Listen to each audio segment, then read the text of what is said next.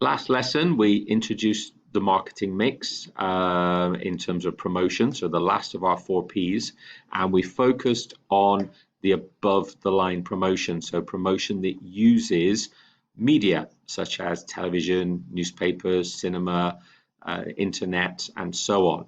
And you went through all those different types of media, and hopefully you produced a Quizlet based on that, and you have shared that with me or added it to our class area on Quizlet.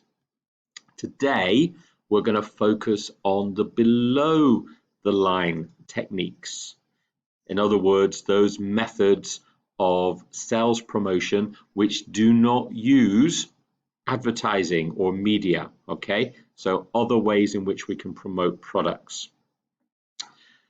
Just to get started, just have a think about, I showed you a few adverts, examples of adverts at the start of last lesson. Which of those do you remember? What adverts tend to stick in your mind? Which adverts have an impact on you? Which ones do you remember, do stand out? And which ones do you think are successful? Which ones actually lead to you buying something? What's the difference from your perspective between a successful advert and one that you're not interested in? So that's just a sort of a conclusion to what we looked at last lesson. Today, as I said, we're focusing on sales promotion.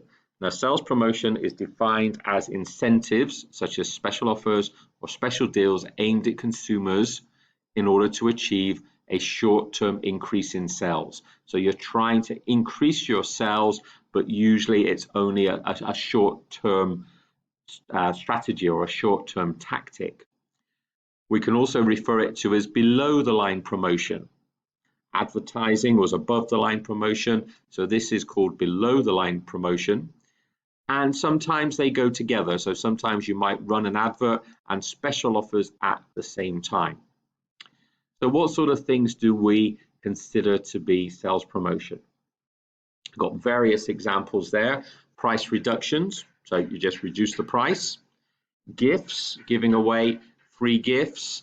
I know in a lot of places, I know the supermarkets, you collect stamps and then you can buy or get free saucepans and cuddly toys and things like that, or even on actual packages themselves. You might save up proof of purchase, such as labels, and then you can use those to collect a free gift.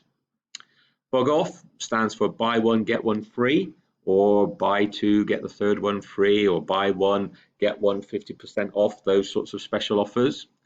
Competitions, firms might run a competition, win a car, win a holiday, win a year's supply of chocolate, or whatever the firm is running the competition. Point of sale displays and demonstrations, so sometimes when you go into a supermarket, you might see someone who's giving away or cooking something up, giving away samples, asking for you to try it. So that sort of fits in with the free samples, the last one. Sometimes it's just a display where they make a stack up their products on the end, put them in the right place, eye level demonstration of something, how it works. Maybe so again to do with cooking or a vacuum cleaner or something like that. And we also have after sales service. What sort of guarantee do you get? 1 year guarantee, 3 year guarantee, 5 year guarantee? How easy is it to deal with it if something goes wrong? Where do you have to go? Can you phone someone up to get help with a problem? So what is the level of after sales service? And as I mentioned with the point of sales displays, free samples.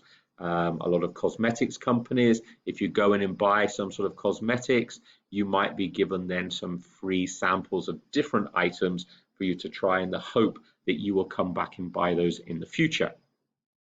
So we've got those 7 different types of sales promotion there that you can be aware of.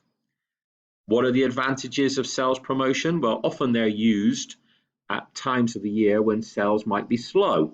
So following Christmas and Chinese New Year, so sort of now they might be slow. There might be a lot of businesses thinking of doing these sorts of promotions at the moment because people aren't going out much. Now, whether it would encourage you to go out or not, I don't know. I know I've been getting some special offers coming through, such as free delivery. So if I go online and buy things, they will deliver it for free to encourage people to still buy things even though they're at home. It might be about encouraging new customers to try an existing product, so someone completely new, or existing consumers to buy a new product within the range, or to buy more of the product that you already buy. So any of those aims. Or it could be encouraging customers to buy your product rather than that of a competitor. So to move from one type of business, one product to another. So those are all types of sales promotions and the advantages of sales promotions, why businesses might use a sales promotion.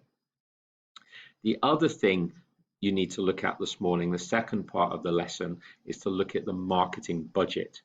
Now, the marketing budget is a financial plan for how you're going to market the product for a specific period of time. So how much money do you actually have? How is that money going to be used?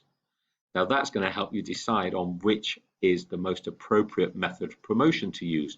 How much can you afford? Can you afford to spend money on TV adverts? Can you afford to run a competition that gives away a car as a prize? Now, that obviously depends on how big the business is, and it also depends on how many extra sales you think you can get from that promotion. Okay, if the promotion is going to cost you $500,000 but is only going to get you $20,000 worth of extra sales, then it's not worth it, obviously.